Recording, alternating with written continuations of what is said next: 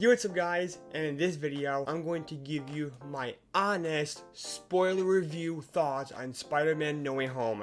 And before we dive in, I just wanted to say these two things. The first thing is, we're gonna represent the Spider-Man movie with all red, cause we got a red background, a red chair, and a red shirt. I know it says Nick A30 on here, but screw it, it doesn't matter cause everything is red. We're trying to go for the whole red thing here. And second thing is, to prove that I actually went to go see Spider-Man No Way Home, here's my actual ticket. So you guys can't see very well, but I went on December 17th at 7:30 p.m. on Friday. Yep, there's you guys' proof, and I'm always keeping this to this day because I saw the best Spider-Man movie ever on December 17th of last year. So it was amazing. So let's start off now. I got pros and cons about the movie. Not very many cons at all. Most of it's pros. So let's just dive in.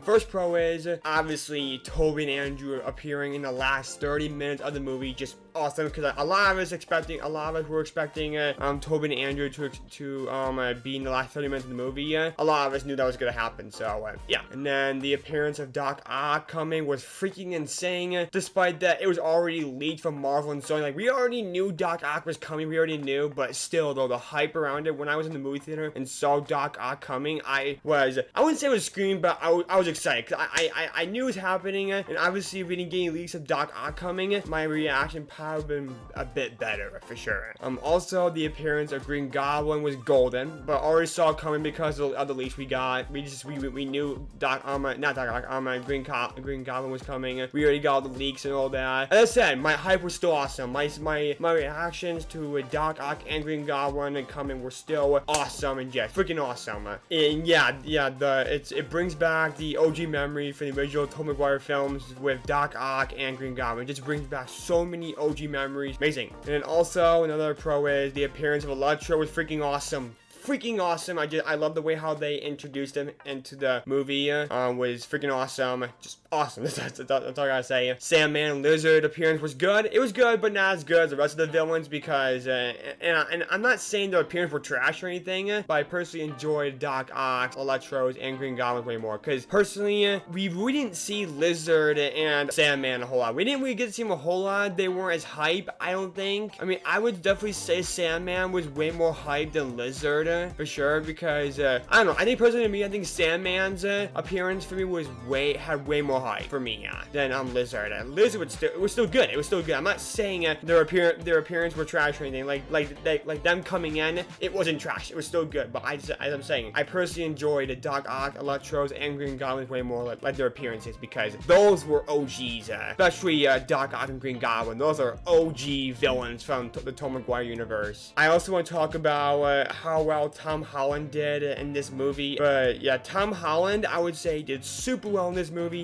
I would say this was the best movie he performed in as Spider-Man. In terms of Spider-Man and Tom Holland himself, this was the best movie he did in. He did better in this movie than Far From Home and Homecoming by far. Like he nailed his performance in No Way Home. He nailed it. It was amazing. It was just awesome. I can't say anything about it because like the reason why I think it was so awesome was because he did it so well. I just don't know how to say it. He did it so well. He literally destroyed his role. Like a lot of us thought that Tom Holland wasn't that good of a Spider-Man, that we hate him, but literally he performed so freaking good. So if you're watching this, Tom Holland, which you probably aren't, but if you are watching this, you did freaking great. So props to you.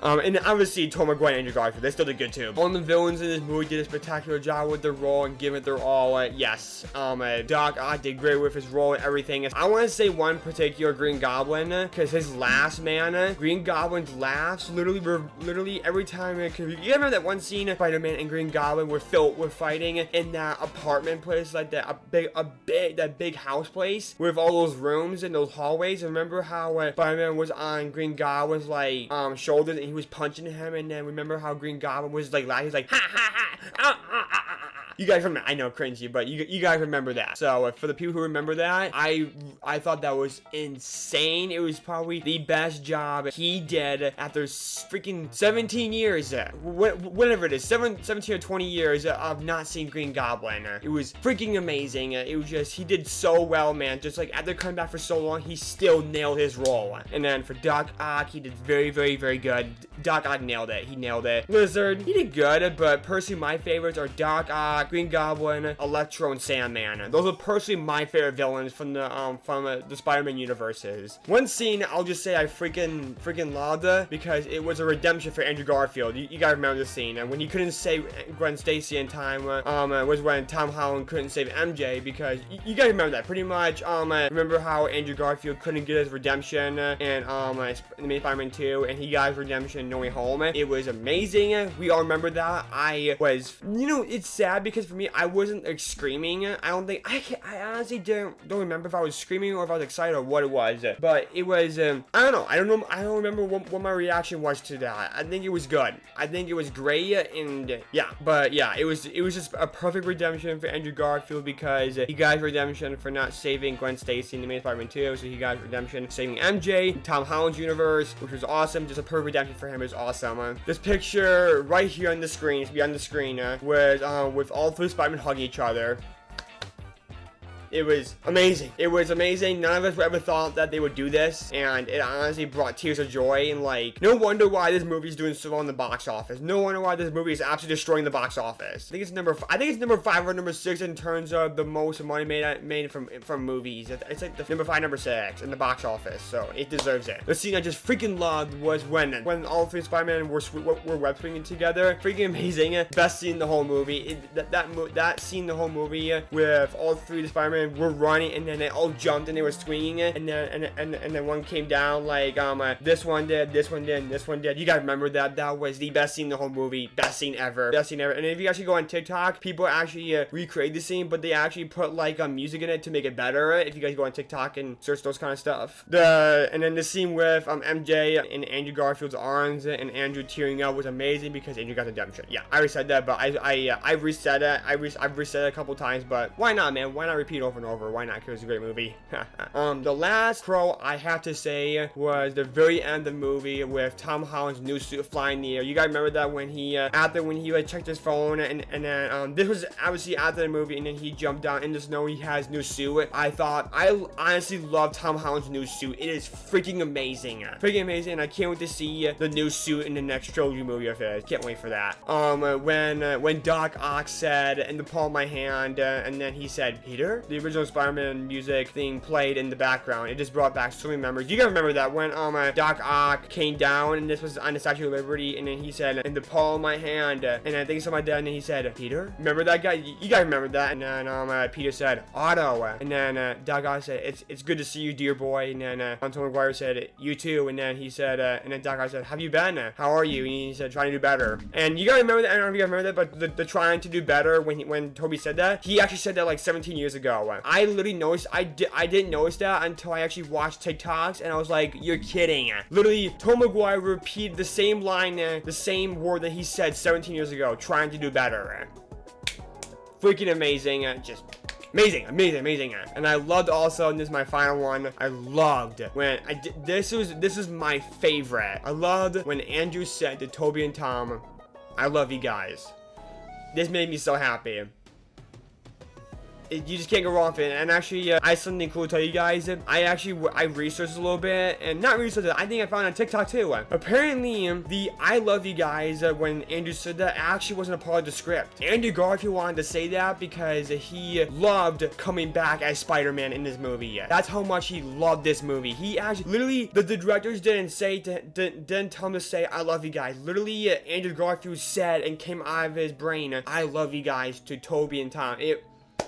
that just tells you that Andrew Garfield is my favorite Spider-Man. He's my favorite Spider-Man, and obviously we could be getting Amazing Spider-Man 3. Hopefully that happens in the next year or so. And I do have a few cons. Okay, we're done with the pros. I do have a few cons, and the cons are kind of pretty minor. They're not even that bad. The first one is I wish they used Electro's main theme when Electro came in. So you guys remember how Electro came in? I wish they used Electro's theme music when in the Amazing Spider-Man 2. I wish they used his main theme music in this movie, but they didn't, which was kind of disappointment. I wish they did because it would have even broke more records in the box office. But it still is. But I just wish they would have used Electro's main theme in the movie, but they didn't, which I thought was a little disappointment. But you know what? It's whatever. I guess Marvel decided not to. I guess I don't know. I also wish the movie would have ended off with Andrew and Toby's POV, like what they did after they left Tom Holland's universe. So you guys remember how Tom Holland cast that spell and he told Doctor Strange to forget who he is and all that. I can't remember what exactly he said, but who he is, and then Andrew and Toby they disappeared off. I wish they would have gave us like a POV of what Andrew and Toby did after